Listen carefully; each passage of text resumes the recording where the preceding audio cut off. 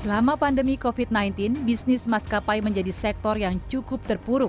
Pembatasan mobilitas secara berkala yang diterapkan pemerintah setiap bulannya tak mampu mengangkat kembali pendapatan maskapai. Besarnya biaya operasional tidak sebanding dengan pendapatan.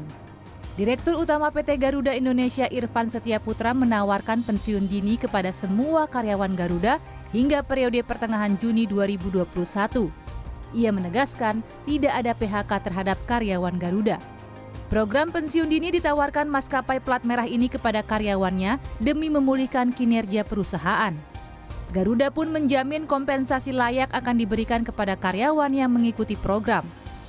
Program pensiun dini dimulai pada 19 Mei hingga 19 Juni 2021.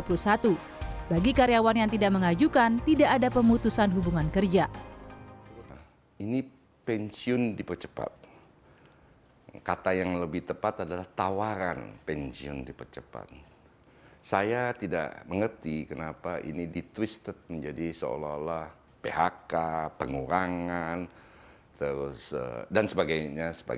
Ini atau beberapa minggu yang lalu saya katakan kayaknya nggak bisa gitu. Kalau jumlah pesawat kita menurun, tentu saja infrastruktur di belakangnya ini juga nggak perlu sebesar itu gitu kan. Kita juga meminta kepada teman-teman untuk mereka self-assess, mau ambil silahkan, nggak mau ngambil silahkan. Tak hanya karyawan yang terdampak, namun pembayaran gaji direksi Garuda Indonesia pun ikut ditunda selama sebulan. Gaji yang seharusnya dibayarkan bulan Mei akan dibayar pada bulan Juni. Hal ini dilakukan di tengah kondisi finansial perusahaan yang berada di zona merah. Penyelamatan maskapai plat merah ini pun menjadi sorotan oleh Menteri Pariwisata dan Ekonomi Kreatif Sandiaga Uno. Sandi menekankan bahwa maskapai penerbangan adalah elemen pendukung utama untuk peningkatan pariwisata dan ekonomi kreatif Indonesia. Untuk Garuda, kami tentunya memantau situasinya karena salah satu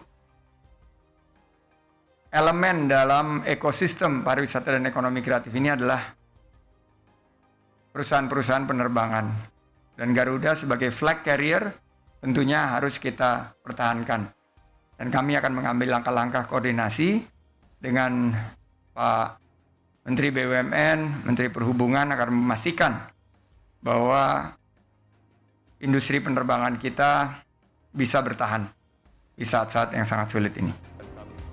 Garuda Indonesia menderita kerugian hingga 15,19 triliun rupiah pada kuartal 3 tahun 2020. Angkanya berbanding terbalik dibandingkan dengan posisi kuartal 3 tahun 2019 yang membukukan laba bersih sebesar 1,73 triliun rupiah. Pendapatan perusahaan jeblok dari 50,26 triliun rupiah menjadi 16,04 triliun rupiah. Tim Liputan CNN Indonesia.